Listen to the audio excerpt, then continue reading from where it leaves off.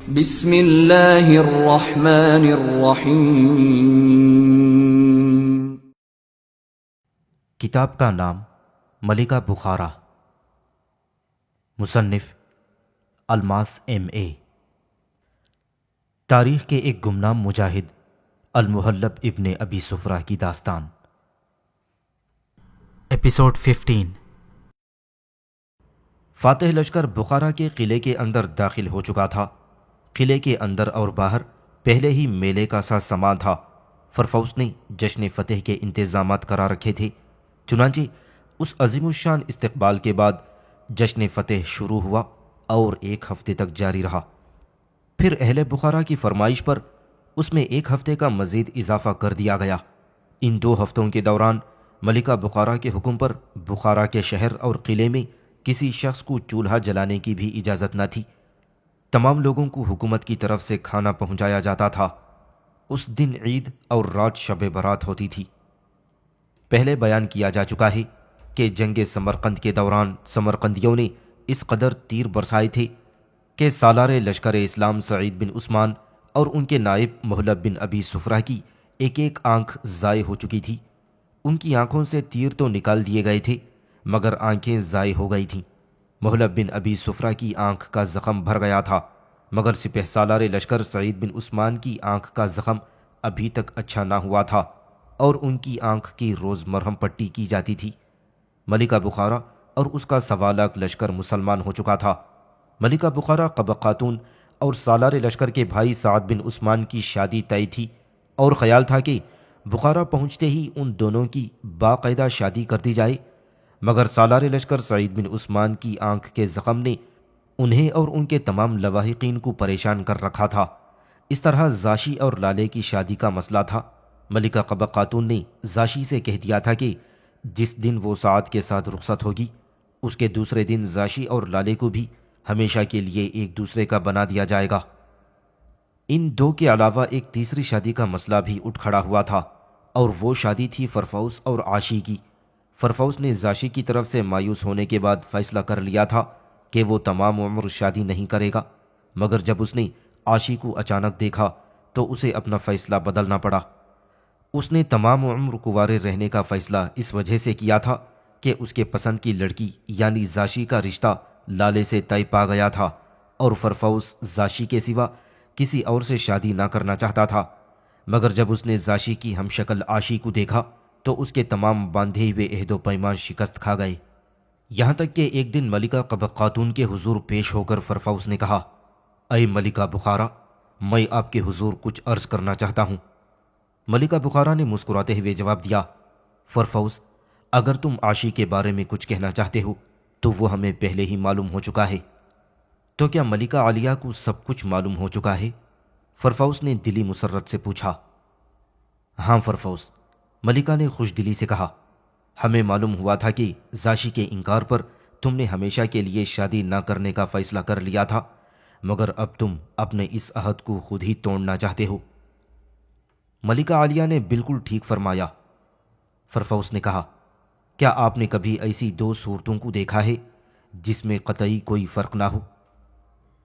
دنیا میں بہت سی شکلیں ایک دوسرے کے مشابہ ہوتی ہیں، مگر زاشی اور عاشی میں جو مشابہت ہے اس کے لیے مشابہت کا لفظ ناکافی ہے، کیونکہ زاشی اور عاشی میں کوئی فرق ہے ہی نہیں۔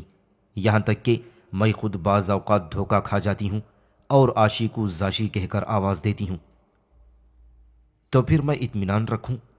فرفوس نے بڑی امیدوں سے پوچھا۔ کیوں نہیں فرفوس، ملکہ نے جواب دیا، میں نے تو عاشی کو دیکھتے ہی فیصلہ کر لیا تھا کہ عاشی کو قدرت نے تمہارے واسطے ہی بخارا بھیجا ہے اور تم اس کے اہل بھی ہو۔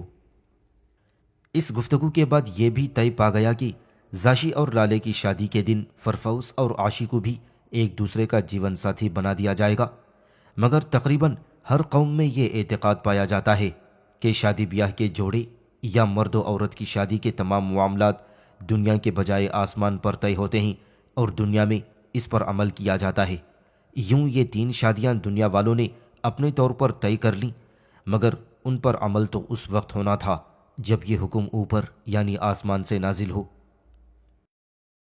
سامعین سے گزارش کی جاتی ہے کہ ہمارے دونوں چینلز کے پلیٹ فارم سے جتنی بھی آڈیو بکس کی ریکارڈنگ کمپلیٹ ہو چکی ہے اسے خود بھی سنیں اور زیادہ سے زیادہ شیئر کرنے کی کوشش کریں، اور ہمارے سوشل میڈیا پلیٹ فارم کے لنکس ڈسکرپشن میں دیے گئے ہیں، ہمیں سبسکرائب اور فالو ضرور کریں تاکہ آپ کو ضروری اپڈیٹس ملتے رہیں، اور ہماری ٹیم کی فنانشیل سپورٹ کے لیے پیٹریون کے لنک ضرور چیک کریں۔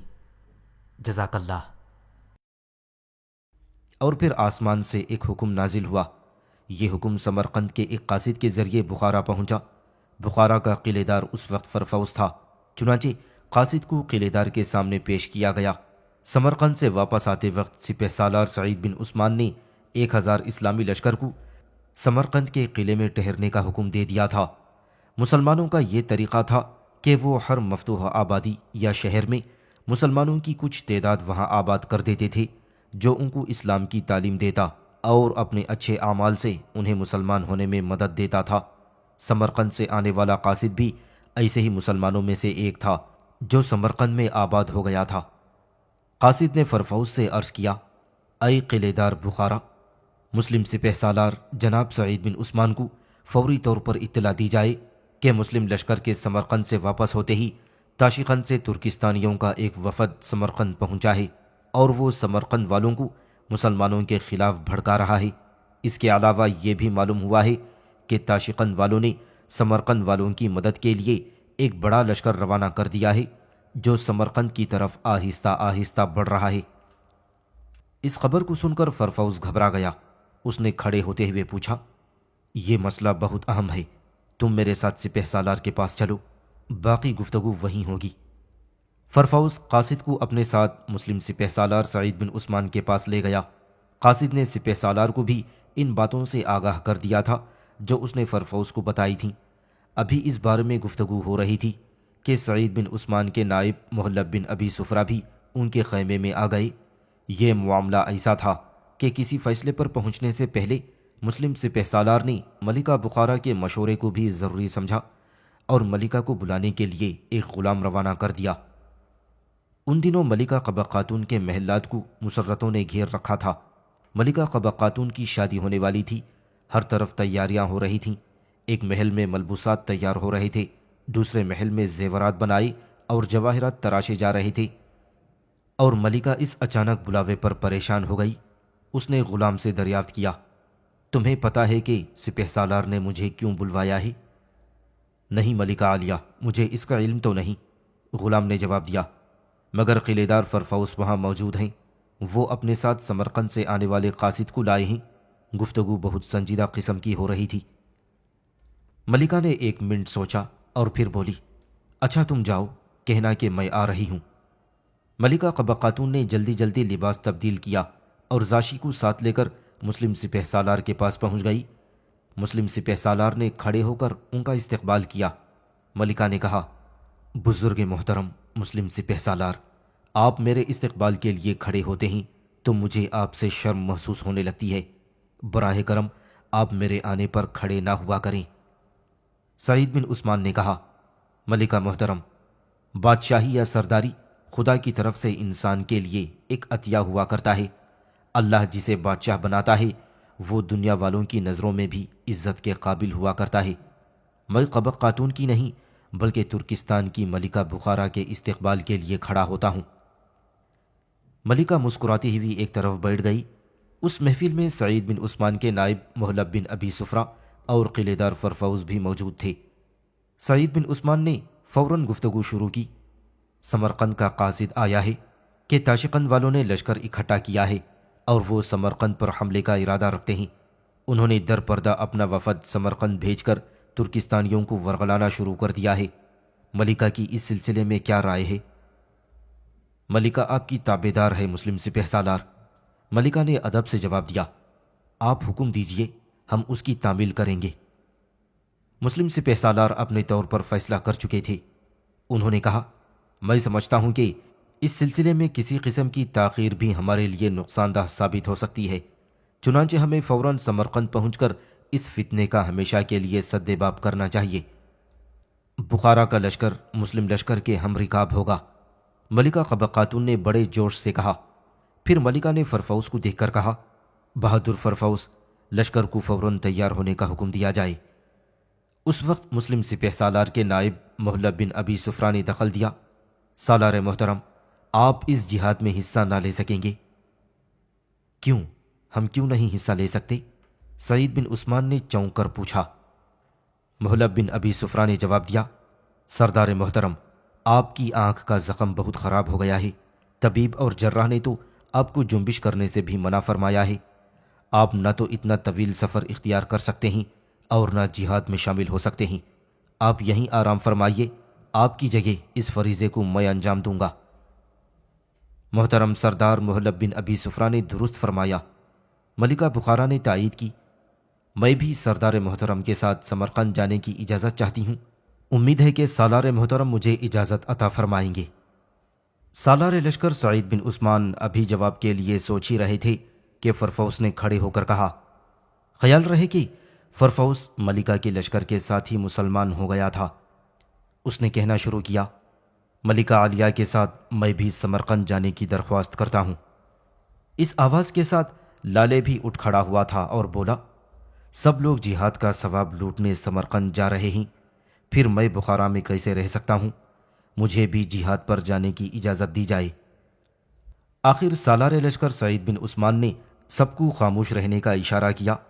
پھر جب ہر طرف خاموشی طاری ہو گئی تو سالار نے کہا، آپ لوگ پریشان اور فکر مند نہ ہوں، میں نے سمرقند جانے کے خواہش مندوں کی درخواست منظور کر لی ہے۔ اس کے ساتھ ہی لوگوں میں خوشی کا غلغلہ بلند ہوا اور ہر طرف سے آوازیں آنے لگیں، خدایا ہمارے سالار کو ہمیشہ زندہ و سلامت رکھ، اے خدا سالار لشکر اسلام کو جلد صحت عطا فرما، اللہ ہمارے سالار کو تندرستی عطا کرے اور ان کا زخم جلد سے جلد بھر جائے۔ سالار فوج نے انہیں ہاتھ کے اشارے سے خاموش کیا اور پھر بولے، میں سب کو سمرقند جانے کی اجازت دیتا ہوں، مگر ایک شرط کے ساتھ۔ مجھے سردار محترم کی ہر شرط قبول ہے۔ ملکہ عالیہ نے فوراً کہا، مجھے بھی منظور ہے۔ یہ آواز فرفوس کی تھی۔ میں بھی ہر شرط قبول کرتا ہوں۔ یہ لالے کی آواز تھی جو پچھلی قطار میں کھڑا تھا۔ ملکہ، فرفوس اور لالے نے شرط تو مان لی، مگر اب یہ لوگ پریشان تھے کہ آخر سالار لشکر ان پر کیا پابندی لگانا چاہتے ہیں۔ سب کی نظریں آ کر سالار لشکر پر جم گئیں۔ آخر سالار لشکر سعید بن عثمان نے کہا، شرط یہ ہے کہ روانگی سے پہلے ملکہ بخارا، قلعے دار فرفوس اور لالے کی شادیاں ہوں گی، پھر تمام لوگ سمرقند جا سکیں گے۔ اس شرط کو سن کر یہ لوگ اور زیادہ خوش ہوئے اور ان کے دلوں میں اپنے سالار کے لیے پہلے سے جو عزت تھی اس میں کچھ اور اضافہ ہو گیا۔ چنانچہ تینوں کی شادیوں کا اعلان کر دیا گیا۔ طے یہ کیا گیا کہ سب شادیاں ایک جگہ ہوں گی اور عقد کے بعد فرفوس اپنی دلہن عاشی اور لالے اپنی دلہن زاشی کے ساتھ سالار لشکر کے مہمان ہوں گے۔ ملکہ عالیہ قبہ خاتون سالار لشکر کے بھائی سعد بن عثمان کے ساتھ رخصت ہو کر دوسرے محل میں جائیں گی۔ سالار لشکر سعید بن عثمان نے ان لوگوں کے عقد سے پہلے ہی 2000 کا ایک لشکر فوری طور پر سمرقند روانہ کر دیا۔ چونکہ ہر شخص کے دماغ پر جنگ اور سفر سوار تھا، اس لیے ان شادیوں پر کوئی دھوم دھام نہ ہو سکی اور سادگی سے سب کے عقد کر کے انہیں اپنے ٹھکانوں پر پہنچا دیا گیا۔ یہ تمام کام 2 دن کے اندر ہو گیا۔ اس دوران بھی سمرقند کو جانے والے لشکر کی تیاریاں ہوتی رہیں۔ ان شادیوں سے یہ ضرور ہوا کہ چاہنے والوں کو اپنی اپنی چاہنے والیاں مل گئیں، مگر شادی کا جو لطف عام دنوں میں ہوتا ہے وہ انہیں حاصل نہ ہو سکا۔ صرف 2 راتیں اپنی اپنی بیویوں کے ساتھ گزار کر تیسرے دن یہ سب روانگی کے لیے تیار ہو گئے۔ سعد بن عثمان، فرفوس اور لالے کو اپنی بیویاں ساتھ لے جانے کی اجازت مل گئی تھی۔ اس طرح ملکہ قبہ خاتون زاشی اور عاشی اپنے اپنے شوہروں کے ساتھ سمرقند روانہ ہو گئیں۔ سالار لشکر کے طور پر محلب بن ابی سفرہ کا تقرر ہوا۔ وہ پہلے ہی نائب سالار لشکر تھے۔ لشکر کی روانگی کے وقت سعید بن عثمان کی حالت اس قدر خراب تھی کہ وہ تکیے سے سر بھی نہ اٹھا سکتے تھے۔ ان کے پورے چہرے پر ورم آ گیا تھا اور آنکھ کا زخم اس قدر گہرا تھا کہ جس میں دن میں کئی بار دوائیں لگا کر پاہے رکھے جاتے تھے۔ چنانچہ سالار لشکر نے بستر پر لیٹے ہی لیٹے دعائیں دے کر لشکر کو رخصت کر دیا۔ لشکر سمرقند روانہ ہوا تو سپہ سالار لشکر محلب بن ابی سفرہ کا گھوڑا سب سے آگے تھا۔ ان کی بھی ایک آنکھ پچھلی جنگ سمرقند میں ضائع ہو گئی تھی۔ ان کی اور سالار لشکر سعید بن عثمان کی آنکھوں میں تیر لگے تھے، تیر نکال دیے گئے تھے۔ محلب کی آنکھ کا زخم زیادہ گہرا نہ تھا، وہ جلد ہی بھر گیا اور محلب صرف ایک آنکھ سے محروم ہو کر اچھے ہو گئے، مگر سعید بن عثمان کا زخم ابھی تک نہ بھرا تھا، جس کا نتیجہ یہ ہوا کہ آج ان کی جگہ محلب بن ابی سفرہ لشکر کے سپہ سالار بن کر سمرقند جا رہے تھے۔ ملکہ بخارا عام سا جنگی لباس پہنتی تھی۔ اس زمانے میں قیصر و کسریٰ کے لشکر تو باقاعدہ جنگی لباس پہنتے تھے، مگر عام اور چھوٹی ریاستوں میں جنگی لباس کی کوئی ضرورت محسوس نہ ہوتی تھی، چنانچہ لوگ عام لباس پہن کر اور اس پر اسلحہ سجا کر میدان جنگ میں جاتے تھے۔ بخارا اور سمرقند کے علاقوں میں خواتین جنگ پر نہیں جاتی تھیں۔ مسلم خواتین جو شوہروں کے ساتھ جاتی تھیں وہ عام طور پر فرسٹ ایڈ یعنی زخمیوں کی مرہم پٹی کرتیں یا پھر میدان جنگ میں زخمیوں کو پانی پلانے کی ذمہ داریاں اٹھاتی تھیں۔ اس کا یہ مطلب نہیں کہ مسلم خواتین کو جنگ سے دور رکھا جاتا تھا۔ ہر عورت تیر اندازی اور شمشیر زنی کی خود بھی تربیت حاصل کرتی تھی، کیونکہ ان ہتھیاروں کا استعمال خود کی حفاظت، خود مختاری کے لیے بھی ضروری ہوتا تھا۔ مسلم سپہ سالار سعید بن عثمان نے اپنے نائب محلب بن ابی سفرہ کو، جو ان کے نائب اور اس وقت فوج کی کمان کر رہے تھے، خاص طور پر ملکہ بخارا کی حفاظت کی تاکید کی تھی۔ چنانچہ محلب نے ملکہ سے درخواست کی کہ وہ لشکر کے درمیان رہ کر سفر کریں۔ ملکہ نے کوئی اعتراض نہ کیا، مگر یہ ضرور خواہش کی کہ فرفوس لالے اور ان کی بیویوں کو سفر کے دوران ان کے قریب رہنے کی اجازت دی جائے۔ محلب نے نہ صرف اجازت دے دی بلکہ ملکہ کے لیے بہترین انتظامات کروائے تاکہ انہیں راستے میں کوئی تکلیف نہ ہو۔ سمرقند 2 منزل رہ گیا تھا، یا یہ آخری منزل تھی۔ اسلامی لشکر نے وہاں قیام کیا تھا تو کئی لشکریوں نے سردار کے سامنے کئی کٹے ہوئے انسانی اعضا پیش کیے جو اس مقام پر بکھرے ہوئے تھے۔ محلب یہ اعضا دیکھ کر پریشان ہو گئے۔ انہوں نے چاروں طرف سوار دوڑائے تاکہ وہ کسی قریبی آبادی سے کسی کو لائیں جو ان اعضا کے بارے میں صحیح اطلاعات فراہم کر سکیں۔ خیمے ڈیرے لگا دیے گئے تھے۔ ہر شخص ہوشیار مگر پریشان تھا۔ اندازہ یہی تھا کہ اس جگہ کوئی جنگ ہوئی ہے۔ لوگ طرح طرح کی قیاس آرائیاں کر رہے تھے، کوئی کچھ کہتا تو کوئی کچھ اور کہتا۔ سردار فوج محلب بن ابی سفرہ نے خیال ظاہر کیا، میرا خیال ہے کہ ہمارے سپہ سالار نے ہمارے چلنے سے پہلے 2000 کا جو لشکر کمک کے طور پر سمرقند روانہ کیا تھا، اسی کا مقابلہ کسی دشمن سے ہوا ہوگا۔ فرفوس نے خیال ظاہر کیا، معزز سردار، آپ نے درست فرمایا، مگر سوال یہ ہے کہ اگر مسلمان لشکر کا مقابلہ کسی دشمن سے ہوا ہے تو دشمن نے سمرقند پر حملہ کرنے کے بجائے 2 منزلیں پیچھے آ کر بخارا سے آنے والی کمک پر کیوں حملہ کیا؟ اسے تو سمرقند کا محاصرہ کرنا چاہیے تھا۔ یہ مسئلہ بھی غور طلب تھا۔ سمرقند سے بخارا جو پیغام پہنچا تھا اس میں صرف یہ خبر تھی کہ تاشقند والے حملے کی تیاریاں کر رہے ہیں۔ ظاہر ہے کہ یہ حملہ سمرقند کو بچانے والی کمک کو راستے میں روک کر کیا گیا تھا۔ غرض اب بھی جتنے منہ اتنی باتیں تھیں۔ اس پڑاؤ کے ارد گرد کا علاقہ بالکل ویران تھا۔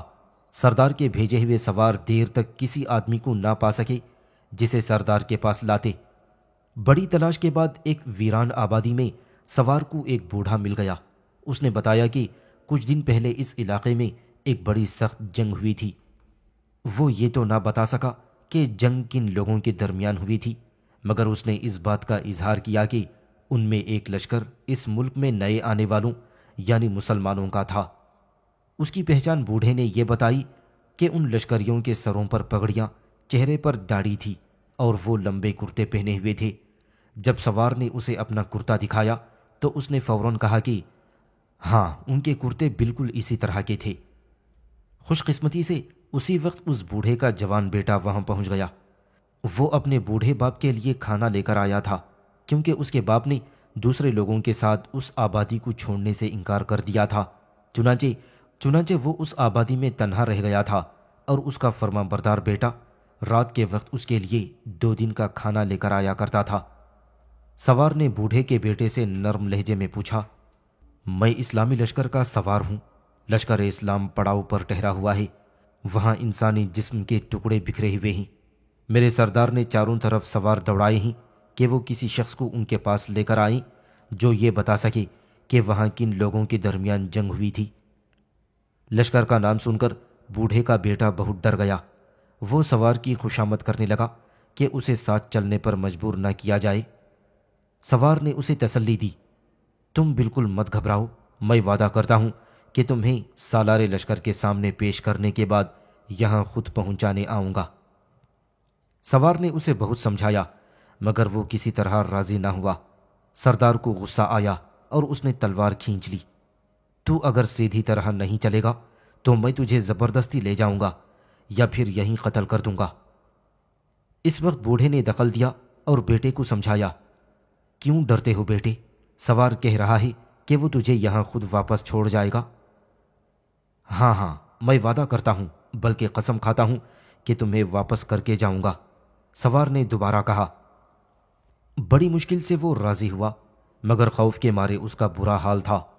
اس جوان نے سالار لشکر کے پاس پہنچ کر بیان دیا، اے مسلم سردار، میں اپنے بوڑھے باپ کے ساتھ آپ کے پڑاؤ کی سب سے قریب آبادی میں رہتا ہوں۔ میری آبادی میں مشکل سے 50 گھر تھے۔ کچھ دنوں سے یہ خبر قافلے والوں کے ذریعے ہم لوگوں کو معلوم ہوئی کہ اس پڑاؤ پر حملہ ہوگا جس میں بہت قتل و غارت گری ہوگی۔ بستی کی آدھی آبادی تو اس خبر کے پھیلتے ہی اپنے گھروں کو تالے لگا کر بھاگ کھڑی ہوئی۔ اس کے بعد اکا دکا جانے والوں کا سلسلہ جاری رہا۔ پھر ایسا وقت آیا کہ سب لوگ بستی خالی کر گئے۔ میں نے اپنے بوڑھے باپ کو بہت سمجھایا کہ بستی چھوڑ کر میرے ساتھ چلیں، مگر انہوں نے بستی چھوڑنے سے یہ کہہ کر انکار کر دیا کہ یہاں ان کے باپ دادا کی روحیں ہیں جنہیں چھوڑ کر وہ نہیں جا سکتے۔ آخر مجھے اپنے باپ کو یہیں چھوڑ کر جانا پڑا۔ اب میں دوسرے دن چکر لگاتا ہوں اور باپ کے لیے 2-3 دن کا کھانا لے کر آتا ہوں۔ خیر یہ تو میرا معاملہ تھا، اب آپ کو بتاتا ہوں کہ یہ اعضا کن لوگوں کے ہیں جو آپ کے لشکریوں کو ملے ہیں۔ اس نے اپنی بات جاری رکھتے ہوئے کہا، پہلے ایک لشکر آ کر اس پڑاؤ میں ٹھہرا تھا۔ ہم نے ان کے انداز اور لباس سے پہچان لیا کہ وہ لشکر مسلمانوں کا ہے، کیونکہ مسلمان جس آبادی سے گزرتے اور قیام کرتے ہیں وہاں آذان دیتے ہیں اور نماز پڑھتے ہیں، اسی لیے عوام مسلمانوں کو پسند کرتے ہیں۔ مسلمان نہ تو لوٹ مار کرتے ہیں اور نہ کسی کو تکلیف دیتے ہیں۔ مسلم سپہ سالار محلب بن ابی سفرہ نے اس سے کہا، تمہاری مہربانی ہوگی اگر تم مختصر طور پر حالات بیان کرو تاکہ ہم اس کے مطابق انتظامات کر سکیں۔ اس جوان کو اپنی غلطی کا احساس ہوا۔ دراصل جب جوان نے دیکھا کہ لوگ اس کا بیان دلچسپی سے سن رہے ہیں تو اس نے اپنے بیان کو کہانی کا انداز دے دیا تھا اور حالات کو ٹہر ٹہر کر بیان کرنے لگا۔ سالار کی تاکید یا درخواست پر اس نے فوراً اپنا اسلوب بدلا اور کہنے لگا، اے مسلم سپہ سالار، اس پڑاؤ میں آنے والے اس لشکر نے خیمے لگا دیے اور ہر طرف الاؤ جل گئے۔ کھانے کے بعد پہرے داروں کے علاوہ سب لوگ سو گئے تو رات کے پچھلے پہر پر ان پر حملہ ہو گیا۔ لوگ بیان کرتے ہیں کہ حملہ کرنے والے لوگ ترکستانی یعنی ترک تھے۔ ان میں زیادہ تر ایسے لوگ تھے جن کے عزیزدار اور رشتہ دار جنگ سمرقند میں مسلمانوں کے ہاتھوں مارے گئے تھے۔ بس ان لوگوں نے سوتے ہوئے مسلمانوں سے خوب بدلہ لیا اور پھر ایسے غائب ہو گئے کہ کسی کو پتہ ہی نہ لگ سکا کہ وہ کدھر سے آئے تھے اور کدھر نکل گئے۔ جوان کے اس بیان کے بعد محلب بن ابی سفرہ نے اسے ایک خنجر تحفے کے طور پر عطا کر کے رخصت کر دیا اور تمام سرداروں کو بلا کر حکم دیا، میرے ساتھیوں، یہ ہمارا آخری پڑاؤ ہے۔ یہاں کے حالات سے معلوم ہوا کہ ہم سے پہلے آنے والے مسلمان لشکر پر کافروں اور بے دینوں نے شبخون مارا تھا جس سے ان کا بہت نقصان ہوا تھا۔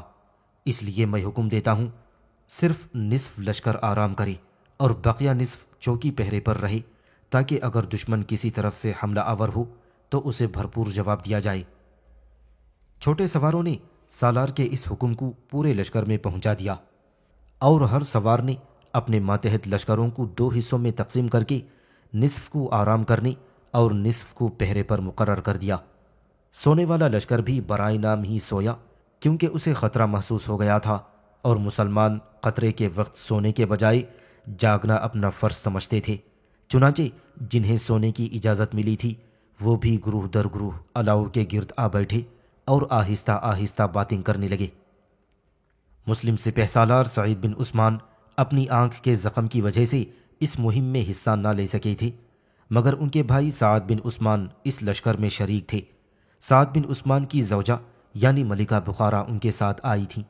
محلب بن ابی سفرہ نے ملکہ بخارا کو بخارا میں ہی رہنے کی درخواست کی تھی، مگر وہ نہ مانی تھیں اور ضد کر کے سعد بن عثمان کے ساتھ آ گئی تھیں۔ سعد بن عثمان کے علاوہ فرفوس اپنی بیوی عاشی اور لالے اپنی بیگم زاشی کے ساتھ اس مہم پر آئے ہوئے تھے۔ اتفاق یہ ہوا کہ جن نصف لشکریوں کو جاگنے اور پہرا دینے کا حکم ہوا تھا ان میں سعد، فرفوس اور لالے تینوں ہی شامل تھے۔ چنانچہ سعد کے ساتھ ملکہ بخارا، فرفوس کے ساتھ عاشی اور لالے کے ساتھ زاشی کی ڈیوٹیاں مختلف مقامات پر لگی تھیں، اور یہ لوگ اپنی اپنی جگہ پر مستعدی اور ہوشیاری سے پہرا دے رہے تھے۔ سعد بن عثمان کا پہرا لشکر کے شمال کی طرف تھا۔ سعد اور ملکہ بخارا قبا خاتون دونوں گھوڑوں پر سوار پہرے پر تھے اور آہستہ آہستہ باتیں کر رہے تھے۔ ملکہ بخارا نے سعد کو حاصل کرنے کے لیے بہت کوششیں کی تھیں اور تکلیفیں اٹھائی تھیں۔ اس نے سعد کو پہلی نظر میں پسند کر لیا تھا۔ جب سے وہ اسے چاہتی تھی بلکہ ٹوٹ کے چاہنے لگی تھی۔ وہ تمام دن سفر کر چکی تھی۔ جب سعد کا پہرے کے لیے نام پکارا گیا تو ملکہ بخارا قبا خاتون نے اس کے ساتھ جانے کا فیصلہ کر لیا۔ سعد نے بہت چاہا کہ وہ آرام کر لے، مگر ملکہ نہ مانی اور جسم پر ہتھیار سجا کر سعد کے ساتھ ہو گئی۔ اس وقت دونوں آنے والے خطرے پر کان لگائے ہوشیار کھڑے تھے اور آہستہ آہستہ باتیں بھی کرتے جا رہے تھے۔ سعد نے ملکہ سے شکوہ کیا، ملکہ، میں جانتا ہوں کہ آپ میرا بہت خیال رکھتی ہیں، مگر اس وقت آپ کو آرام کرنا چاہیے تھا۔ دن بھر آپ نے…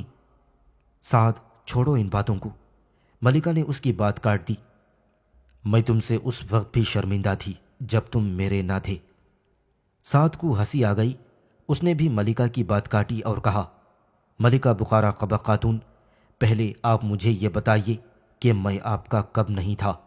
آپ اپنے وفد کے ساتھ جب پہلی مرتبہ تشریف لائی تھیں تو سب سے پہلے آپ کی گفتگو مجھ سے ہی ہوئی تھی۔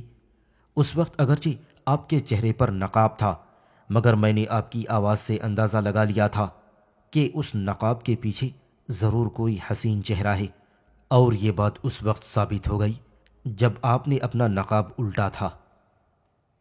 سعد، ملکہ نے مصنوعی غصے سے کہا، مجھے تمہارا یہ آپ کہنا اچھا نہیں لگتا۔ میں ملکہ بخارا بعد میں ہوں، پہلے تو تمہاری بیوی ہوں۔ میں تمہیں تم کہتی ہوں، تم بھی مجھے تم سے مخاطب کیا کرو۔ بہت کوشش کرتا ہوں کہ آپ کو یعنی تم کو تم کہوں، سعد نے جواب دیا، مگر کیا کروں، تم کہتے ہوئے مجھے شرم سی محسوس ہوتی ہے۔ ملکہ نے کہا، اچھا، اگر تمہارے منہ سے آپ ہی نکلتا ہے تو میں نے بھی اس کا توڑ نکال لیا ہے۔ توڑ؟ کیا توڑ نکالا ہے آپ نے؟ سعد نے گھبرا کر پوچھا۔ توڑ یہ ہے کہ… ملکہ نے ہنستے ہوئے کہا، میں بھی اب تم کا لفظ چھوڑ دوں گی اور آپ کو آپ ہی کہہ کر مخاطب کیا کروں گی۔ نہیں نہیں ملکہ، سعد جلدی سے بولا، آپ ایسا نہ کیجئے۔ ایک ملکہ کا کسی کو آپ کہہ کر مخاطب کرنا دراصل ملکہ کی توہین ہے، اور میں کم از کم اسے برداشت نہیں کر سکتا۔ مجھے اپنی غلطی کا احساس ہو گیا ہے۔ اب جس طرح تم نے کہا ہے بالکل اسی طرح کہوں گا، اور اب آپ کا لفظ استعمال نہیں کروں گا۔ اسی طرح کی دلچسپ باتیں فرفوس اور اس کی نئی بیاہی بیوی عاشی کے درمیان بھی ہو رہی تھیں۔ فرفوس نے عاشی کو چھیڑتے ہوئے کہا، عاشی، میں سوچتا ہوں کہ اگر تم مجھے نہ ملتی تو میری زندگی کیسی روکھی پھیکی گزرتی۔ یہ بات تو مجھے سوچنی چاہیے فرفوس، عاشی نے جواب دیا۔ میں تو دنیا میں بالکل بے سہارا تھی۔ مجھے بچپن میں معلوم ہوا تھا کہ میری صرف ایک خالہ قلعہ بخارا میں ہے اور اس کے زاشی نام کی ایک بیٹی ہے، مگر یہ بچپن کی بات تھی اور میں اسے بھول بھی گئی تھی۔ یہ کہہ کر عاشی نے ایک ٹھنڈی سانس لی اور خاموش ہو گئی۔ تم خاموش کیوں ہو گئیں عاشی؟ فرفوس نے کہا، معلوم ہوتا ہے کہ تم نے ایک دردناک زندگی گزاری ہے۔ اچھا یہ بتاؤ پھر کیا ہوا تھا؟ عاشی نے کہنا شروع کیا، پھر جب مصیبت کا زمانہ آیا اور میرے آگے پیچھے کوئی نہ رہا تو مجھے اچانک اپنی خالہ اور خالہ زاد بہن زاشی یاد پڑی۔ ان کے یاد آتے ہی میں نے بخارا جانے کا فیصلہ کر لیا۔ اس سلسلے میں میں نے لوگوں سے پوچھ گچھ شروع کی تو معلوم ہوا کہ بخارا کو ہر ہفتے تجارتی قافلہ جاتا ہے، مگر ان دنوں ان کی آمد و رفت بند ہے۔ لوگوں میں یہ مشہور ہو گیا تھا کہ ملک عرب میں ایک نیا دین پیدا ہوا ہے، اور اس دین کے لوگ اس قدر طاقتور ہو گئے ہیں کہ وہ تلوار چلاتے ہوئے بخارا پہنچ گئے ہیں، اور قلعہ بخارا پر انہی لوگوں کا قبضہ ہے۔ اس خبر سے میرا دل ٹوٹ گیا۔ عاشی سانس لینے کے لیے رکی تو فرفوس نے کہا، عاشی تم اپنی داستان پوری کر لو تو میں بھی اپنے بارے میں تمہیں کچھ بتاؤں گا، ہر چند کہ میرا غم تمہارے غموں سے بہت کم ہے، مگر میں نے بھی اس عہدے تک پہنچنے کے لیے کیا کیا پاپڑ بیلے ہیں ان سے میں تمہیں آگاہ کرنا چاہتا ہوں۔ اور فرفوس کی آواز جیسے ڈوبنے لگی تھی۔ کیا ہوا تمہیں فرفوس؟ عاشی نے جلدی سے پوچھا۔ کیا تم رو رہے ہو؟ نہیں عاشی، رو تو نہیں رہا، مگر جب اپنا بچپن یاد آتا ہے تو آنکھیں بھیگ جاتی ہیں۔ یہ کہہ کر فرفوس نے ایک لمبی سانس لی۔ عاشی نے فوراً معافی مانگی۔ مجھے معاف کر دو فرفوس، میرے غموں نے تمہیں بھی افسردہ کر دیا اور تمہیں بھی اپنا بچپن یاد آ گیا۔ پھر وہ ذرا رک کر بولی، میری داستان اب ختم ہو گئی ہے، تم سے ملنے کے بعد تو میں نے اپنے بچپن کو یاد کرنا ہی چھوڑ دیا ہے۔ کہتے ہیں کہ غم کو یاد کرنے سے پھر غم آ جاتا ہے۔ ایسا نہیں ہے عاشی، فرفوس نے جواب دیا، غم غموں کا علاج ہوا کرتا ہے۔ اگر کبھی ہمارے غم بڑھ جائیں تو ہمیں پچھلے غموں کو یاد کر لینا چاہیے، ان کی یاد موجودہ غموں میں ہمت بڑھانے اور کمی پیدا کرنے کا سبب بنتے ہیں۔ عاشی نے فرفوس کو تسلی دی اور پھر کہنا شروع کیا، آخر ایک دن میں نے بخارا جانے کا مکمل فیصلہ کر لیا اور ایک بوڑھے قافلہ سردار کی خوشامد کی۔ میں نے اسے بتایا کہ میری خالہ بخارا میں سخت بیمار ہے، وہ میری منہ بولی ماں ہے اور مجھے مرنے سے پہلے دیکھنا چاہتی ہیں۔ بوڑھے سردار کو مجھ پر رحم آ گیا اور اس نے مجھے اپنے ساتھ بخارا لے جانے کا وعدہ کر لیا۔ اس طرح میں سمرقند سے زاشی سے ملنے کے لیے روانہ ہوئی، مگر راستے میں ایک عجیب دلچسپ واقعہ پیش آیا۔ دلچسپ واقعہ؟ فرفوس نے حیرانی سے پوچھا۔ آج کل کے تکلیف دہ سفر میں کسی دلچسپ واقعے کا پیش آنا واقعی حیرت کی بات ہے، مجھے بھی اس دلچسپی سے آگاہ کرو عاشی۔ عاشی نے وضاحت کی۔ اس نے کہا، فرفوس کیا یہ بات دلچسپ نہیں کہ جس زاشی کی تلاش میں میں بخارا جا رہی تھی، وہ زاشی ایک لشکر کے ساتھ بخارا سے سمرقند آ رہی تھی، اور اس لشکر سے راستے میں ہماری مٹ بھیڑ ہو گئی۔ یہ تو بہت برا ہوا، فرفوس نے کہا۔ تو کیا تم پکڑی گئیں؟ نہیں، پکڑی نہیں گئی، عاشی نے بتایا۔ ہمارے قافلے والوں کو قید سے بھاگے ہوئے سواروں نے بتایا کہ بخارا کی طرف سے ایک لشکر آ رہا ہے۔ یہ خبر پاتے ہی ہمارا قافلہ ایک ویرانے میں چھپ گیا۔ 2 دن تک ہم اس ویرانے میں بھوکے پیاسے پڑے رہے، بلکہ رات کی تاریکی میں راستے سے اور زیادہ دور چلے جاتے تاکہ ہمارے گھوڑوں کے ہنہنانے کی آوازیں مخالف لشکر والوں تک نہ پہنچ سکیں۔ خیر ان باتوں کو چھوڑو، اب میں تمہیں وہ بات بتاتی ہوں جسے میں نے دلچسپ کہا ہے۔ وہ بات یہ ہے کہ جب میں بخارا پہنچی تو پہلے تم سے پھر زاشی سے ملاقات ہوئی۔ زاشی سے مجھے معلوم ہوا کہ وہ سمرقند جانے والے قافلے جس کے خوف سے ہم لوگ ویرانے میں چھپ گئے تھے اس میں زاشی موجود تھی، اور وہ اس وقت ملکہ بخارا کے ساتھ سمرقند پر حملہ کرنے جا رہی تھی۔ جب میں نے زاشی کو بتایا کہ اس لشکر کے خوف سے ہمارا قافلہ دور ویرانے میں چھپا ہوا تھا تو ہم دونوں اس عجیب اتفاق پر دیر تک ہنستے رہے۔ فرفوس نے عاشی کا ہاتھ اپنے ہاتھ میں لیتے ہوئے کہا، اگر اس وقت ہمارا قافلہ پکڑا جاتا تو پتہ نہیں کہ بخارا کا لشکر اس قافلے کے ساتھ کیا کرتا۔ اگر قافلے والے گرفتار کر لیے جاتے تو تم بخارا کے بجائے سمرقند پہنچ جاتی، تو پھر میرا کیا بنتا؟ اس بات پر عاشی ہلکے سے ہنس پڑی۔ یہ بات تو واقعی عجیب تھی۔ خیر خدا کا شکر ہے کہ مجھے زاشی بھی مل گئی اور تم بھی مل گئے۔ تمہارے لیے تو خوشی کی بات ہے، مگر میرے لیے بھی اس میں خوشی پوشیدہ ہے۔ اگر زاشی ملکہ بخارا کے ساتھ سمرقند نہ جاتی تو تم یہاں اکیلے نہ ہوتے، نہ میں زاشی کو ڈھونڈتے ڈھونڈتے تم تک پہنچتی، اور نہ ہی اس وقت تمہارے پاس ہوتی۔ ان کی دلچسپ گفتگو یہاں تک پہنچی تھی کہ ایک سوار گھوڑا اڑاتا ہوا فرفوس کے پاس پہنچا اور اس نے اطلاع دی، سالار لشکر کو ہمارے جاسوسوں نے خبر کر دی ہے کہ ایک بڑا لشکر تاشقند کی طرف سے آ رہا ہے اور اس کا رخ سمرقند کی جانب ہے۔ تاشیقند کا لشکر ہم سے نصف منزل پر ہے۔ آنے والا یہیں تک کہہ پایا تھا کہ اس کے پیچھے ایک اور سوار آ گیا۔ اس نے کہا، سالار لشکر نے سردار فرفوس کو فوراً اپنے پاس طلب کیا ہے۔ فرفوس نے حکم پاتے ہی اپنا گھوڑا گھمایا اور چلتے ہوئے عاشی سے کہا، عاشی، تم اس وقت تک میرے دستے کے ساتھ یہاں ٹھہرو جب تک کہ میری جگہ دوسرا آدمی نہیں آ جاتا۔ یہ کہہ کر فرفوس نے گھوڑے کو ایڑ لگا دی اور دونوں سواروں کے ساتھ لشکر سالار کی طرف چل پڑا۔ سردار لشکر محلب بن ابی سفرہ یہ اطلاع پانے کے بعد کہ تاشیقند کا لشکر سمرقند کی طرف جا رہا ہے، نئے انتظامات میں لگ گئے تھے۔ انہوں نے تمام پہرے دار دستوں کو اپنے پاس بلوا لیا تھا اور اب وہ یہ فیصلہ کر رہے تھے کہ تاشیقند کے لشکر کو کہاں پر گھیرا جائے۔ اس کی دو صورتیں تھیں۔ ایک صورت تو یہ تھی کہ نصف منزل کا راستہ طے کر کے ان پر شبخون مارا جائے، یا پھر پڑاؤ اٹھا کر فوراً سمرقند کی طرف روانہ ہو جائے اور تاشیقند کے حملوں سے پہلے سمرقند پہنچ کر وہاں کے لشکر کے ساتھ مل کر اس حملے کو روکا جائے۔ آخر سالار لشکر نے فیصلہ کیا کہ تاشیقند کے لشکر کو سمرقند پہنچنے سے پہلے ہی روک کر جنگ میں الجھا لیا جائے اور سمرقند کو فوراً اطلاع دی جائے کہ وہ وہاں سے روانہ ہو کر اس جنگ میں شامل ہو جائے۔ چنانچہ ایسا ہی کیا گیا۔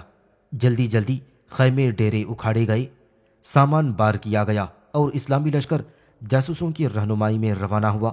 محلب بن ابی سفرہ کا خیال تھا کہ وہ رات ہی میں دشمنوں تک پہنچ جائے اور ان پر شبخون ماریں، مگر جاسوسوں کا بتایا ہوا فاصلہ کچھ زیادہ درست نہ تھا۔ اس لیے اسلامی لشکر جس وقت تاشیقند کے لشکر کے قریب پہنچا تو صبح کی سپیدی نمودار ہونے لگی تھی۔ اسلامی لشکر کو اگرچہ زیادہ فاصلہ نہیں طے کرنا پڑا تھا، پھر بھی اس قدرے تھکن کا غلبہ تھا۔ ادھر سویرا ہو جانے کی وجہ سے شبخون مارنے کا کوئی خاطر خواہ فائدہ پہنچنے کی بھی امید نہ تھی۔ اس لیے سالار لشکر نے دشمن کے قریب پہنچ کر پڑاؤ ڈالا۔ اس وقت دشمن کو بھی اسلامی لشکر کے آنے کی اطلاع مل چکی تھی۔ وہ جلد ہی تیار ہو کر میدان جنگ میں جمع ہونا شروع ہو گیا تھا۔ محلب بن ابی سفرہ کو اب جنگ کی جلدی نہ تھی۔ ان کی آمد سے تاشیقند والوں کے سمرقند کی طرف بڑھتے ہوئے قدم رک گئے تھے اور یہ بات اسلامی لشکر کے حق میں جاتی تھی۔ چنانچہ انہوں نے فوری جنگ سے گریز کیا اور اپنے لشکر کو آرام کا حکم دیا، مگر ہوشیار رہنے کا بھی حکم دیا کہ اگر دشمن حملہ کرنے کی کوشش کرے تو فوری طور پر جواب دیا جائے۔ سالار لشکر کی یہ حکمت عملی بھی کامیاب رہی۔ دشمن نے دیکھا کہ اسلامی لشکر خیموں سے نکل کر میدان میں نہیں آ رہا تو انہیں امید ہوئی کہ مسلمان شاید صلح کرنا چاہتے ہیں۔ اس خیال سے وہ بہت خوش ہوئے اور جو لشکر میدان میں چلا گیا تھا یا جا رہا تھا اسے واپس بلوا لیا گیا۔ مشہور جنگی مقولہ ہے کہ جنگ میں ہر چیز اور ہر بات جائز ہے۔ چنانچہ محلب بن ابی سفرہ نے دشمن کو فریب دینے کا بندوبست کیا اور جلدی جلدی ایک وفد ترتیب دے کر دشمن کی طرف روانہ کر دیا۔ اس وفد میں 5 آدمی شامل تھے۔ فرفوس کو وفد کا سردار بنایا گیا تھا۔ اس کے ساتھ سعد بن عثمان، لالے اور دوسرے 2 عمر رسیدہ بزرگ بھی تھے۔ تاشیقند کے ترکستانیوں نے مسلمان وفد کو سفیر جھنڈے کے ساتھ آتے دیکھا تو ان کا سپہ سالار اپنے 50 جوانوں کو لے کر استقبال کے لیے نکلا۔ ترکستانی حیران نظروں سے مسلمانوں کو دیکھ رہے تھے اور سوچ رہے تھے کہ ان مسلمانوں میں وہ کون سی قوت ہے جس نے انہیں اتنا بڑا فاتح بنا دیا ہے اور آج وہ ترکستان کی زمین کو یوں روند رہے ہیں جیسے یہ ان کے باپ دادا کی میراث ہے۔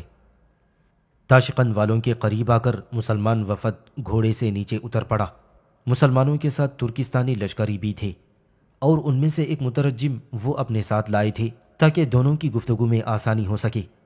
مسلم وفد کی تمکینت اور بے پرواہی دیکھ کر ترکستانی ہکا بکا رہ گئے تھے۔ پھر وہ مسلم وفد کو ڈرتے ڈرتے اپنے ساتھ ایک بڑے خیمے میں لے گئے۔ یہ خیمہ لشکر تاشیقند کے سپہ سالار کا تھا۔ پھر مترجم کے ذریعے گفتگو شروع ہوئی۔ پھر فرفوس نے مترجم کے ذریعے سے کہا، ان سے کہہ دو کہ ہم اللہ کے دین کو لے کر اپنے وطن سے نکلے ہیں اور اس دین کو دنیا بھر میں پھیلانے آئے ہیں۔ ہماری 3 شرطیں ہیں۔ اول یہ کہ ہمیں سالانہ ایک مقررہ رقم دے کر ہمارے حلیف اور دوست بن جاؤ، یا پھر ہماری طرح ایک اللہ کی حاکمیت قبول کر کے مسلمان ہو جاؤ، پھر ہم میں اور تم میں کوئی فرق نہ رہے گا، اور اگر ان 2 میں سے تمہیں کوئی بھی بات پسند نہیں تو پھر ہمارا فیصلہ تلوار کرے گی۔ یہ کہتے ہوئے فرفوس بڑے جلال کے ساتھ کھڑا ہو گیا۔ تاشقندی ان کی یہ جرأت دیکھ کر بہت حیران ہوئے اور انہوں نے مترجم کے ذریعے کہلوایا، ہم نے تو آپ لوگوں کو گفتگو کرنے کے لیے نہیں بلوایا ہے۔ فرفوس نے جواب دیا، مسلمانوں کو کوئی بلاتا نہیں بلکہ وہ خود آتے ہیں۔ مگر کیوں آتے ہیں؟ اس لیے آتے ہیں کہ کافروں اور مشرکوں کو سیدھا راستہ دکھا سکیں۔ ہم سیدھے راستے پر ہیں، اس سے نہیں ہٹ سکتے۔ تو پھر تیسرا راستہ یہی ہے کہ تم ہم سے جنگ کرو، مگر ہم تم سے نہیں لڑنا چاہتے۔ اس کے لیے تمہیں یا تو ہمارا مقرر کردہ جزیہ دینا ہوگا یا ہمارا مذہب اسلام قبول کرنا ہوگا۔ آخر ان کے سردار اعلیٰ نے کہا، ہمیں سوچنے کا وقت دو، تم لوگ واپس جاؤ، ہم اپنا جواب اپنے وفد کے ذریعے بھیج دیں گے۔ فرفوس کے ہاتھ میں ننگی تلوار تھی۔ انہوں نے اپنے آدمیوں کو اشارہ کیا، وہ کھڑے ہو گئے۔ پھر یہ سب خیمے سے نکل کر اپنے گھوڑوں پر سوار ہوئے اور لگامیں اٹھا کر اپنی لشکرگاہ کی طرف واپس ہو گئے۔ مسلمانوں کے اس وفد کے آنے سے تاشقند والے بہت پریشان ہوئے۔ ایک تو مسلم وفد کے سردار کی بے باکانہ گفتگو، پھر ان کی شان، تمکینت اور بے پرواہی سے ان کو گھبرا دیا گیا تھا۔ مسلم وفد کے واپس جانے کے بعد تاشقند کے سردار اعلیٰ نے اپنے چھوٹے سرداروں کو مخاطب کیا، سمجھ میں نہیں آتا کہ یہ لوگ کس قدر اکھڑ اور جاہل ہیں، بات یوں کرتے ہیں جیسے تلوار چلا رہے ہوں۔ اب آپ لوگ بتائیے کہ ہمیں کیا کرنا چاہیے؟ ظاہر ہے کہ ہم سمرقند کی طرف اس وقت تک نہیں بڑھ سکتے جب تک کہ ان سے کوئی فیصلہ نہ ہو جائے۔ چھوٹے سرداروں میں سے ایک نے کہا، سردار، سمرقند والوں نے تو ہمیں اطلاع بھیجی تھی کہ مسلمانوں کا وہاں صرف 1000 کا لشکر ہے، پھر یہ لشکر کہاں سے آ گیا؟ اس کا بھی کچھ پتہ نہیں، سالار نے پریشان ہوتے ہوئے کہا۔ ان سے بھی ہم کچھ پوچھ نہ سکے۔ پوچھتے کس طرح؟ ان کا وفد تو ٹہرا ہی نہیں، 2 باتیں کی، پھر یہ جا وہ جا، غائب ہو گئے۔ ایک سردار نے کہا، سالار، ہماری سمجھ میں تو کچھ نہیں آ رہا، آپ ہی کوئی فیصلہ کیجئے۔ دوسرے سردار نے اس کی تائید کی، ہاں سردار، یہ تو بالکل نئی صورتحال ہے۔ ہم تو دراصل سمرقند والوں کی مدد کو آئے تھے، مگر بیچ میں ان جاہلوں سے سامنا ہو گیا۔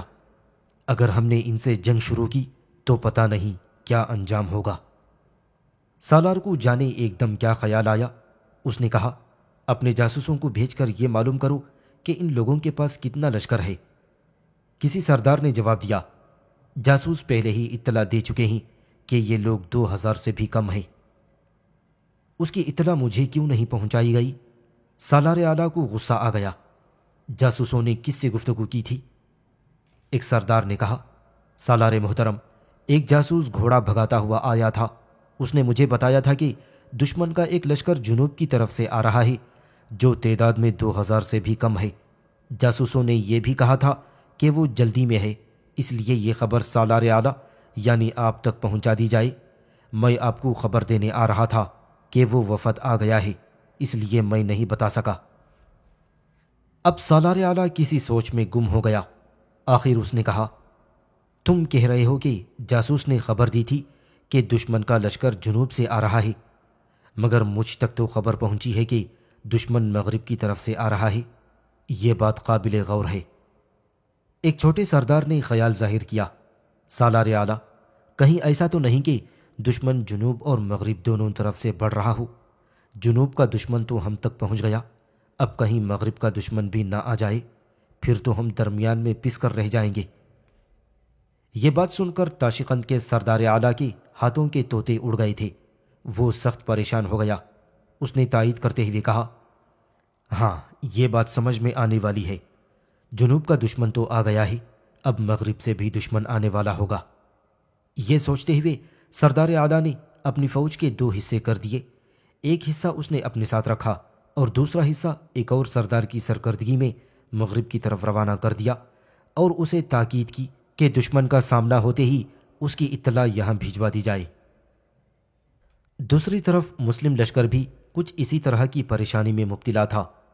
سمرقند والوں کو بخارا سے اس سے پہلے بھی ایک لشکر بھیج دیا گیا تھا، مگر وہ لشکر راستہ بھول کر سمرقند کے بجائے کسی اور علاقے میں پہنچ گیا تھا۔ وہ وحشی ترکستانیوں کا علاقہ تھا۔ ان وحشیوں سے مسلمانوں کی موٹ بھیڑ ہو گئی اور بلا وجہ کی ایک جنگ شروع ہو گئی۔ مسلمانوں نے انہیں جلدی شکست دے کر بھگا دیا۔ پھر ایک اور رہبر کے ساتھ سمرقند کا رخ کیا گیا، مگر جن وحشیوں کو مسلمانوں نے شکست دی تھی انہوں نے قدم قدم پر حملہ کر کے مسلمانوں کو اس قدر پریشان کیا کہ ان کی ناک میں دم آ گیا۔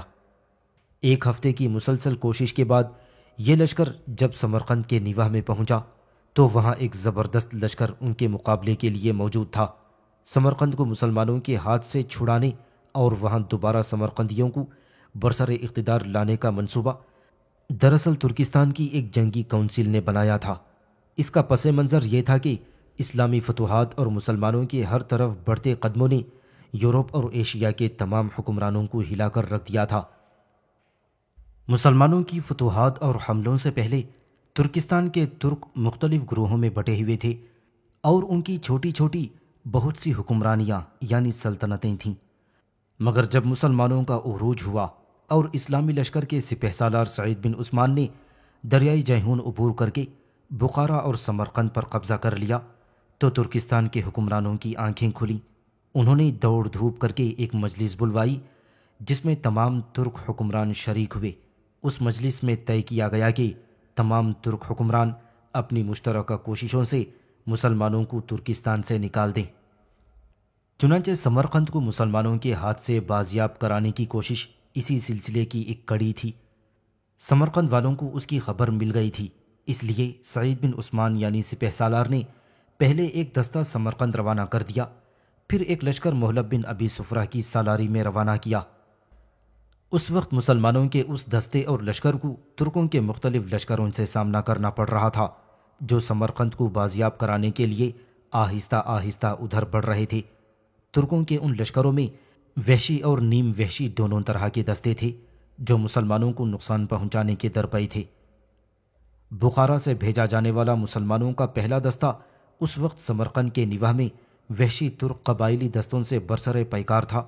اس دستے کو راستے سے ناواقفیت اور غلط رہبری کی وجہ سے وحشی ترکستانیوں کے ہاتھوں بہت نقصان اٹھانا پڑا۔ یہ وحشی قبائل کھلے میدان میں بہت کم لڑتے تھے، بلکہ مختلف جگہوں پر چھپ جاتے، اور جب مسلمان اس راستے سے گزرتے تو ان پر چاروں طرف سے ایک ساتھ حملہ آور ہوتے تھے، اور ایسے ہی ایک حملے میں اس مسلم لشکر کا سردار شہید ہو گیا اور اس کا لشکر شکست کھا کر ایسا منتشر ہوا کہ پھر دوبارہ ترتیب نہ پا سکا۔ مسلمانوں کا دوسرا بڑا لشکر محلب بن ابی صفرہ کی سرکردگی میں سمرقند والوں کی مدد کو جا رہا تھا۔ اس کا سامنا ترکوں کے دوسرے مشترکہ لشکر سے تھا۔ یہ دونوں لشکر آمنے سامنے خیمہ زن تھے۔ ترکستانیوں نے جنگ اس وجہ سے شروع نہ کی تھی کہ انہیں یہ معلوم ہوا تھا کہ مسلمانوں کا ایک لشکر مغرب کی طرف سے آ رہا ہے، اس لیے انہوں نے نصف لشکر اس سے مقابلے کے لیے بھیج دیا تھا۔ باقی نصف فوج سے وہ اس وقت تک حملہ نہیں کرنا چاہتے تھے جب تک کہ انہیں تازہ کمک نہ پہنچ جائے یا ان کا نصف بھیجا ہوا لشکر کامیابی کے ساتھ واپس نہ آ جائے۔ محلب بن ابی صفرہ بھی حملہ کرنے سے ہچکچا رہے تھے۔ انہیں معلوم ہوا تھا کہ ترکستان کے کئی لشکر مسلمانوں سے لڑنے کے لیے نہ صرف سمرقند کی طرف بڑھ رہے ہیں، بلکہ انہیں جہاں بھی مسلمانوں کی موجودگی کا علم ہوتا ہے وہ وہاں پہنچ کر جنگ چھیڑ دیتے ہیں۔ اس لیے محلب بن ابی صفرہ کی یہ کوشش تھی کہ ترکستانیوں کے تمام لشکروں کا پتہ لگائیں، پھر جب کسی جگہ وہ سب اکٹھے ہو جائیں تو ان پر حملہ کر کے ہمیشہ کے لیے ان کا زور توڑ دیں۔ محلب بن ابی صفرہ بڑے تجربے کار جرنیل تھے، 50 لڑائیاں لڑ چکے تھے، مگر انسان غلطی کا پتلا ہے، اس کا اندازہ غلط بھی ہو سکتا ہے، پھر جنگ کے دوران تو اندازے اکثر غلط ہو جایا کرتے ہیں۔ چنانچہ محلب بن ابی صفرہ کا یہ اندازہ اور منصوبہ بھی غلط ہو گیا کہ جب تمام ترکستانی لشکر ایک جگہ جمع ہو جائے گا تو محلب اس پر ایک شدید حملہ کر کے اسے ہمیشہ کے لیے ختم کر دیں گے۔ ترکستانیوں کے تمام لشکر ایک جگہ جمع تو ہو گئے، مگر اس کی خبر مسلمان لشکر کے جاسوسوں کو نہ ہو سکی۔ محلب بن ابی صفرہ بڑے اطمینان سے ترکستانیوں کے ایک لشکر کے سامنے خیمہ زن تھے اور مکمل لشکر کا انتظار کر رہے تھے کہ ایک شب ان پر اچانک ایسا شبخون مارا گیا جس کا کوئی سان و گمان بھی نہ تھا۔ اس شبخون کا اندازہ بھی عجیب نرالا تھا۔ شبخون میں عام طور سے دشمن ایک طرف سے داخل ہو کر مارتا کاٹتا اور آگ لگاتا ہوا دوسری طرف نکل جاتا ہے۔ پھر اسی طرح تباہی اور بربادی پھیلاتا واپس آتا ہے، مگر اس وقت مسلمان لشکر پر جو شبخون مارا گیا تھا اس کی کوئی سمت نہیں تھی۔ مسلمان اگرچہ غافل تھے، پھر بھی حملہ شروع ہوتے ہی لمحوں میں تیار ہو کر مقابلے پر نکل آئے، مگر شبخون کا شبخون جیسا انداز نہ تھا۔ دشمن ایک طرف سے حملہ آور نہ ہوا تھا، بلکہ اس نے چاروں طرف سے شبخون مارا تھا۔ کبھی دشمن شمال سے حملہ آور ہو کر جنوب کی طرف نکل جاتا تو دوسرا حملہ مشرق سے شروع ہوتا اور مغرب کی طرف چلا جاتا۔ پھر ایسا ہوا کہ مسلمانوں کے خیموں پر چاروں سمت سے اس طرح حملہ ہوا کہ جیسے شہد کی مکھیاں کسی شاخ کو گھیر لیتی ہیں۔ محلب بن ابی سفرہ نے بڑی جواں مردی سے اس شبخون کو ناکام بنانے کی کوشش کی، مگر وہ کامیاب نہ ہو سکے۔ وہ ایک طرف کے حملے کو روکتے تو دوسری طرف سے حملہ ہو جاتا، اور دوسری طرف سے روکتے تو تیسری طرف سے حملہ ہو جاتا۔ فرفوس، لالے اور سعد بن عثمان اپنے مختصر دستوں کے ساتھ بڑی پامردی سے حملوں کو روک رہے تھے، مگر ترکستانی تو جیسے زمین سے ابل رہے تھے۔ اب یہ عالم تھا کہ دشمن بار بار ان تینوں جوانوں کو الگ الگ گھیرنے کی کوششوں میں لگا ہوا تھا۔ آخر دشمن کا دباؤ اتنا بڑھا کہ فرفوس، لالے اور سعد بن عثمان اپنے دستوں کے ساتھ ترکستانیوں میں اس طرح گھر گئے جیسے سمندر میں جزیرے۔ سعد بن عثمان بھائی کے ساتھ کئی جنگوں میں حصہ لے چکا تھا۔ وہ ایک اچھا شہسوار اور شمشیر زن تھا۔ اس نے اپنی شمشیر زنی کے زور پر اپنے گروہ کے گھیرے کو توڑا اور باہر نکل آیا، مگر دشمن کے ایک اور گروہ نے اسے پھر گھیر لیا۔ اس گھیرے کو بھی سعد نے توڑا، مگر اس کے بائیں شانے پر ایک شدید زخم آیا اور اس کا ہاتھ لٹک گیا۔ سعد کے اسی ہاتھ میں ڈھال تھی۔ ہاتھ کے لٹک جانے کی وجہ سے ڈھال اس کے ہاتھ سے گر گئی۔ اس وقت ملکہ بخارا قبق خاتون اپنے خیمے کے آگے کھڑی حملہ کرنے والوں کو روک رہی تھی، مگر اس کی نظریں سعد بن عثمان پر لگی تھیں۔ سعد کے ہاتھ سے ڈھال گرتے ہی اس پر چاروں طرف سے تلواروں کے وار ہونے لگے۔ ملکہ بخارا یہ حال دیکھ کر بجلی جیسی تیزی سے سعد کی طرف بڑھی، مگر کئی سوار اس کے راستے میں آ گئے اور وہ سعد تک پہنچنے میں کامیاب نہ ہو سکی۔ ادھر سعد بن عثمان پر اس قدر تلواریں برسیں کہ وہ گھوڑے کی زین سے لٹک گئے۔ کچھ ایسی ہی حالت فرفوس اور لالے کی بھی ہوئی تھی۔ وہ دونوں ایک دوسرے سے گھوڑے کی دم سے دم ملائے ترکستانیوں کا مقابلہ کر رہے تھے۔ اسلامی لشکر کے سالار فوج محلب بن ابی سفرہ ان سے کافی فاصلے پر تھے۔ اچانک ان کی نظر فرفوس اور لالے پر پڑی جو دشمنوں میں گھرے ہوئے تھے۔ محلب بن ابی سفرہ اپنے دستوں کے ساتھ فوراً ان کی طرف بڑھے، لیکن ان کے وہاں پہنچنے سے پہلے ہی فرفوس اور لالے دونوں ہی شدید زخمی ہو گئے تھے۔ فرفوس تو گھوڑے سے گر چکا تھا اور لالے گھوڑے کی رکاب سے لٹکا ہوا تھا۔ یہ شبخون چاندنی رات میں مارا گیا تھا اور حملہ آوروں کے ہاتھوں میں بڑی بڑی مشعلیں تھیں جن کی روشنی میں وہ کارروائی کر رہے تھے۔ حملہ آوروں نے محلب بن ابی سفرہ کو یلغار کر کے اپنی طرف آتا دیکھا تو گھوڑے گھما کر پیچھے ہٹے اور پھر بھاگ کھڑی ہوئے۔ محلب بن ابی سفرہ ان کے قریب پہنچے۔ فرفوس زمین پر بے ہوش پڑا تھا، اس کے جسم سے بہت خون بہہ گیا تھا۔ حملہ آور بھاگ چکے تھے اور میدان صاف ہو گیا تھا۔ ترکستانیوں کا شبخون کامیاب رہا تھا۔ محلب بن ابی سفرہ کے لشکر کے 50 سوار اور پیادے اس شبخون میں کام آئے تھے، اتنے ہی لشکری زخمی ہوئے تھے۔ زخمیوں میں سعد بن عثمان، فرفوس اور لالے شامل تھے۔ غالباً محلب بن ابی سفرہ کو اپنی غلطی کا احساس ہو گیا تھا، چنانچہ صبح ہوتے ہی انہوں نے روانگی کا حکم دیا، مگر روانگی ملتوی کرنا پڑی، اس لیے کہ تینوں زخمیوں سعد بن عثمان، لالے اور فرفوس اب تک ہوش میں نہیں آئے تھے۔ ان کے جسم سے خون اس قدر زیادہ بہہ گیا تھا کہ وہ اب تک بے ہوش تھے۔ جراحوں نے زخم دھو کر پٹیاں چڑھا دی تھیں، پھر بھی خون بند نہ ہوا۔ ملکہ بخارا نے صبح سے اب تک کچھ نہ کھایا تھا۔ فرفوس اور لالے کو بھی اسی خیمے میں رکھا گیا تھا، اس لیے زاشی اور عاشی بھی وہیں موجود تھے۔ وہ سب کی سب خاموش تھیں، سب کے دل دکھے ہوئے تھے، ایک دوسرے کو تسلی دینے کا بھی یارہ نہ تھا۔ جراحوں اور طبیب نے سالار لشکر محلب بن ابی سفرہ کو جا کر بتا دیا تھا کہ تینوں جوانوں کی حالت اچھی نہیں ہے، اگر سفر اختیار کرنا ہے تو انہیں وہیں چھوڑنا ہوگا، کیونکہ انہیں ڈولی میں ڈال کر سفر کرنا ممکن نہیں ہے۔ چنانچہ محلب بن ابی سفرہ نے آج کی روانگی ملتوی کر دی تھی۔ سردار لشکر کو ہر لشکری عزیز ہوتا ہے، خواہ وہ سپاہی ہو یا سردار۔ یہ تینوں زخمی خاص اہمیت کے حامل تھے۔ سعد بن عثمان لشکر اسلام سعید بن عثمان کے بھائی تھے، اس لیے ان کی اہمیت زیادہ تھی۔ پھر ان کا عقد ملکہ بخارا سے ہوا تھا، اس لیے ان کی اہمیت اور زیادہ ہو گئی تھی۔ اسی طرح فرفوس ایک تجربے کار سردار تھا۔ لالے کی اہمیت تو یوں تھی کہ وہ ملکہ بخارا کی خاص کنیز زاشی کا شوہر تھا۔ شام ہوتے ہی زخمیوں کی حالت اور زیادہ خراب ہو گئی۔ محلب بن ابی سفرہ کو اطلاع دی گئی، وہ دیکھنے آئے۔ جراح اور طبیب نے انہیں بتایا کہ کسی کے بچنے کی امید نہیں ہے اور ان کی برائے نام سانسیں چل رہی ہیں جو کسی وقت بھی بند ہو سکتی ہیں۔ سردار محلب کے بیٹھے بیٹھے سعد بن عثمان کو جیسے کھانسی آئی، سب کے چہرے بحال ہو گئے، مگر اس کھانسی کے ساتھ ان کے منہ سے ایک کلی بھر خون آیا۔ طبیب نے گھبرا کر سعد کی نبض پر ہاتھ رکھا، پھر سردار محلب سے آہستگی سے کہا، سعد بن عثمان اسلام پر قربان ہو گئے، انا للہ و انا الیہ راجعون۔ ملکہ بخارا کے کانوں میں یہ آواز گئی تو اس نے ایک سسکی بھری اور زاشی کی آغوش میں سر ڈال دیا۔ چند ہی لمحوں بعد لالے کو بھی بالکل اسی طرح کھانسی آئی اور اس کے منہ سے بھی خون بہنے لگا۔ طبیب نے اس کی نبض پر ہاتھ رکھا تو نبض ڈوب چکی تھی۔ اس کے منہ سے ایک دم نکلا، انا للہ و انا الیہ راجعون۔ ملکہ ایک دم چونک پڑی۔ طبیب کی آواز زاشی کے کان میں پہنچی تو اسے ایک جھٹکا سا لگا۔ زاشی کی نظریں پہلے ہی لالے پر لگی تھیں۔ جس وقت طبیب نے لالے کی نبض پر ہاتھ رکھا تو زاشی کو اپنی نبضیں ڈوبتی ہوئی معلوم ہوئیں۔ اس کا دل زور زور سے دھڑکنے لگا۔ پھر جب طبیب نے انا للہ کہا تو زاشی کو ایک زبردست جھٹکا لگا، جس کی وجہ سے ملکہ بخارا چونک پڑی۔ ملکہ نے اس وقت بہت صبر اور بہادری کا مظاہرہ کیا۔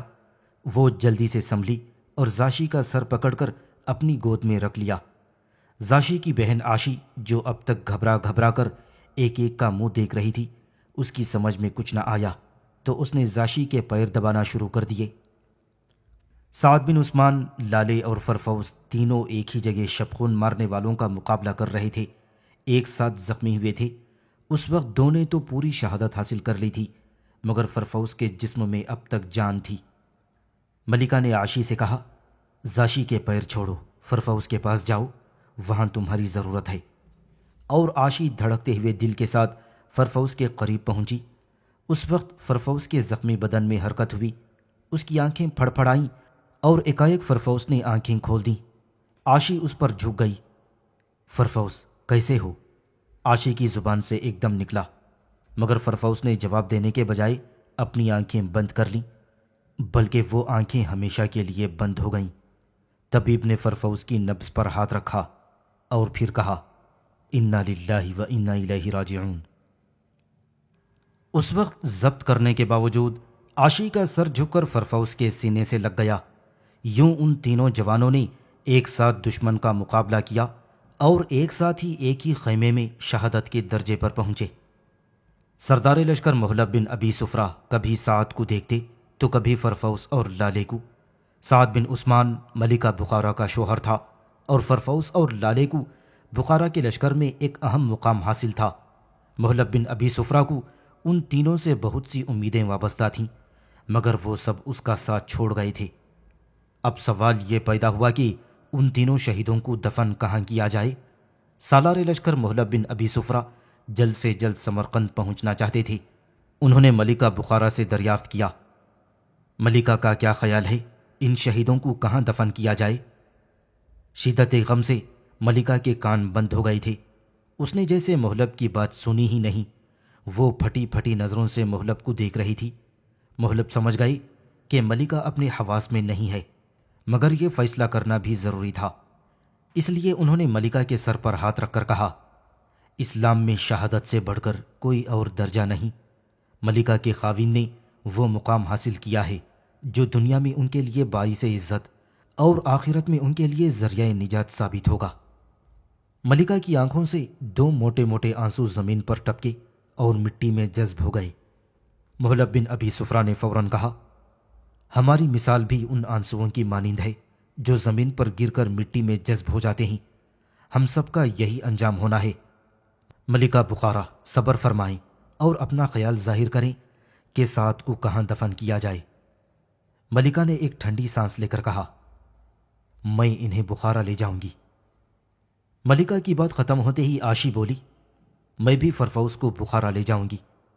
زاشی نے بھی دونوں کی بات میں بات ملائی، لالے بھی بخارا میں دفن ہوگا۔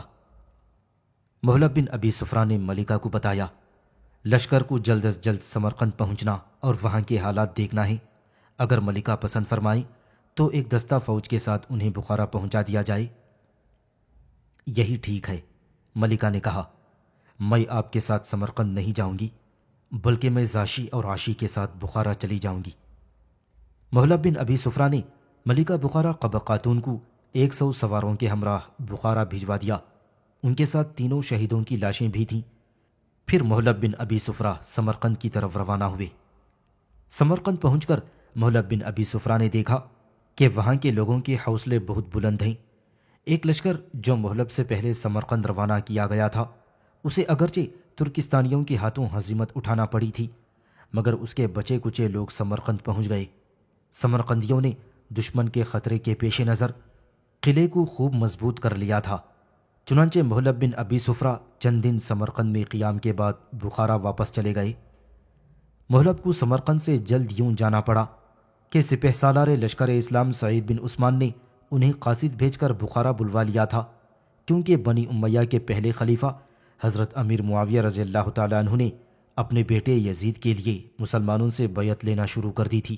اس وجہ سے اختلافات پیدا ہو گئے تھے۔ حضرت معاویہ رضی اللہ تعالیٰ عنہ نے فتوحات کا سلسلہ بند کرا دیا تھا اور وہ یزید کے لیے بیعت لینے کے کام میں الجھ کر رہ گئے تھے۔ ختم شد۔